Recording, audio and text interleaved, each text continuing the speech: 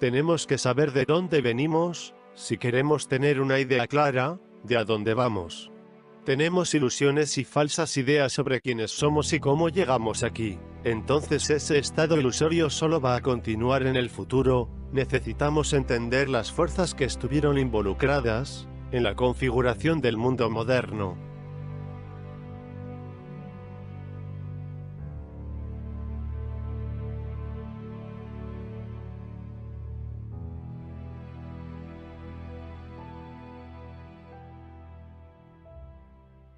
La antigua Sumeria, según la corriente principal de eruditos, fue el lugar de nacimiento de la civilización como la conocemos, lugar de nacimiento de la religión, y de la primera ciencia, primera guerra, y la primera palabra escrita.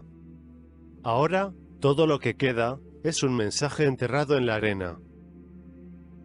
Es uno de los más famosos sitios arqueológicos de Irak, que se elevan desde el desierto, cerca del área al suroeste de Zigurat. Existe una enorme pirámide que data de más de 4000 años de antigüedad, y ruinas circundantes de un antiguo templo sumerio. Arqueólogos y eruditos de la ciudad han estado juntando evidencias en esta área del mundo, con la esperanza de probar las historias bíblicas del Jardín del Edén. La mayoría de la gente piensa que estamos interesados en Medio Oriente debido al petróleo, y hay mucha verdad en eso, pero al mismo tiempo, vas a encontrar personas que están muy interesadas en estas diferentes filosofías esotéricas, como la de los masones, la del gobierno de los cristianos. Todas estas personas tienen gran interés hace mucho tiempo. También se cree que puede haber algún tipo de poder, o algún tipo de conexión allí, y que si lo haces, te empoderará de alguna manera. ¿Qué tipo de poder podrían tener estos grupos? ¿Sería algo más poderoso, algo que se muestra en nuestra realidad actual? No es un concepto moderno, sino más bien una búsqueda continua de la ubicación del Jardín del Edén, en el principio proverbial.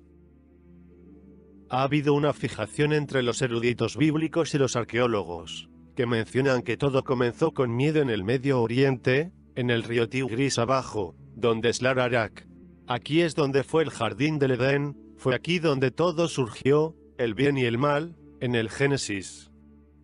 En 1922, el arqueólogo inglés Leonard Woolley fue al sur de Irak a encontrar el Jardín del Edén, basándose en los primeros descubrimientos cuneiformes sumerios.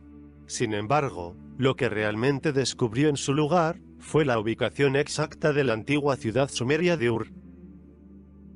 Él fue uno de los primeros arqueólogos que se estaba acercando a tratar de probar la Biblia, y fueron financiados por sociedades bíblicas, y eso es lo que se sabe.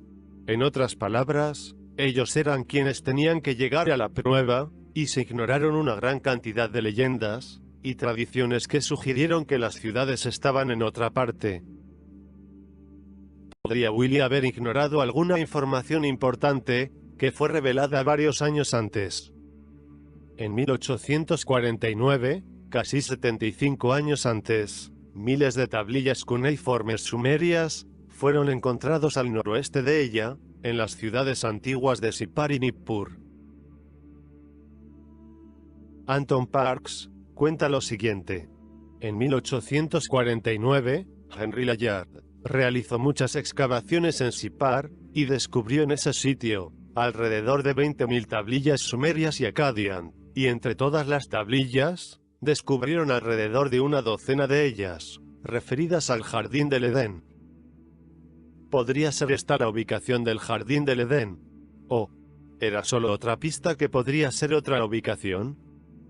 Culturas posteriores, ya sean los asirios, los babilonios, quienes saltaron a la fama en ese área, aunque los sumerios no eran venerados, y sin embargo era muy valorado todo lo que ellos hicieron, y es por eso que podemos leer el idioma sumerio, porque esas culturas posteriores hicieron el proyecto de tomar textos sumerios y traducirlos a su idioma.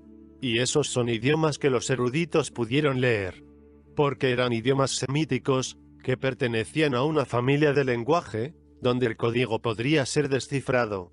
Mientras el sumerio era un idioma aislado, sin esas traducciones hechas más tarde, por culturas que sin embargo tenían contacto con Sumer. Sin estas traducciones, no hubiera sido capaz de leer estos textos sumerios en absoluto. fueron estas culturas posteriores capaces de descifrar el uso de la humanidad. Sumeru, Akkadian, investigador y autor de 8 libros, respecto a la traducción sumeria, Anton Parks cree que por cientos de años hemos estado traduciendo estas tablillas equivocadamente. Anton Parks comenta: Gerry Zeitlin es un científico que ha trabajado en el proyecto SETI por muchos años y colaboró con la NASA. Él estaba muy interesado en las traducciones sumerias y él me proporcionó estas 10 tablillas que se encontraban en Sipar para verificar los símbolos uno por uno. Me di cuenta de que había una traducción diciendo una cosa y otras traducciones diciendo otras cosas que no dicen las verdaderas traducciones. Insistí en realizar la investigación en hebreo, pero nada estaba saliendo en claro. Entonces, por casualidad, me encontré un léxico acadio sumerio, y ahí fue cuando finalmente pude comenzar lentamente a traducir las tablillas. Lo que Anton Parks comenzó a traducir fue una visión completamente diferente del Jardín del Edén. De la versión que hemos escuchado antes, no solo tenía palabras mal traducidas, sino que la ubicación había sido pasada por alto en los estudios bíblicos. En los textos bíblicos, que leemos constantemente sobre esta idea del cielo o el paraíso, esto viene de la palabra griega, paradeisos, y literalmente significa recinto para los animales salvajes, no paraíso, un término que era más tarde transcrito como jardín, durante la era helenística.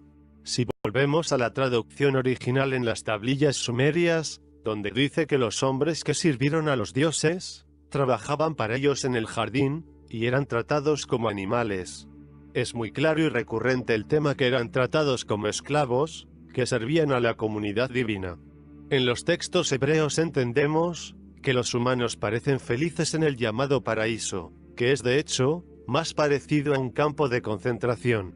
Según los textos sumerios, en mis traducciones, también descubrimos la palabra Karsak, se traduce como la ciudad de los dioses. Es interesante que todos los más altos puntos en Turquía se llamaban Karadok, extrañamente se parece a la caravana de autos. Karadok se traduce a Black Mountain, y también se refiere a las montañas más altas en Turquía. La única cumbre con el nombre Karadok está cerca de Mesopotamia, y el afluente del Tigris, solo a unos kilómetros del Éufrates, se encuentra a 29 kilómetros al sur de la ciudad, y 19 kilómetros al suroeste de la tierra. Es este el paraíso descrito en los textos sumerios. Existen imágenes de este sitio en Google Earth, y en la parte posterior en la ladera de la montaña, hay un pequeño sitio plano, y aquí es donde yo creo que el Jardín del Edén de los dioses se encontraba ubicado, basándome en mi traducción del texto. El Jardín del Edén fue ubicado donde surgieron los 4 ríos, 2 de los cuales son recientemente identificados como el Éufrates y el Tigris, y obviamente fluyen a través del Irán moderno, y se vierten en el mar Arábigo, y se elevan al sureste de Turquía. Los otros 2 ríos se pueden identificar como ríos, que también se elevan al sudeste y al este de Turquía. Todos estos ríos surgen en la misma parte del mundo que conocemos hoy como oriental o sudoriental. Turquía, con la decodificación de los cuneiformes sumerios, y la ubicación de estos 4 ríos, podría ser la ubicación real del Jardín del Edén. El camino pavimentado más cercano a la ubicación propuesta es la carretera 5651. Parece tan fácil llegar a esta ubicación para investigar, pero sin embargo, académicos y arqueólogos consideran esta área altamente políticamente inestable y se ha mantenido intacta. Todo lo que tenemos en este momento es el lenguaje para decodificar el cuneiforme sumerio. Ese es el cuneiforme que describe una clase de paraíso completamente diferente al que conocimos. Estas 10 tablillas, según Anton Parks, dicen la versión sumeria de cómo fue creado el Jardín del Edén. Según mis traducciones, descubrí cuando los dioses sumerios llegaron a la tierra y se instalaron en esta montaña con el fin de crear una colonia y ser capaces de sobrevivir. Aparentemente ellos sufrieron daños debido a una guerra y encontraron refugio en esta montaña. Muchos expertos creen que vinieron del grupo de estrellas de las Pléyades. Mi opinión es que allí Tal vez estalló la guerra, pero realmente creo que aquí es donde se crearon las noonas.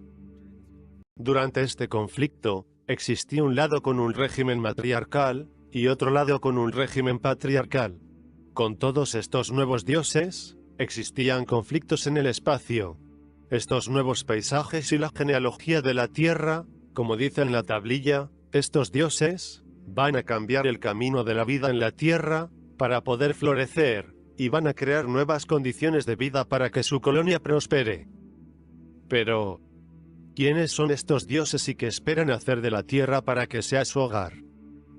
La épica de Atrasis y otros hablan de que la Tierra fue administrada por una confederación de dioses, o un grupo de dioses unidos, no era solo un dios.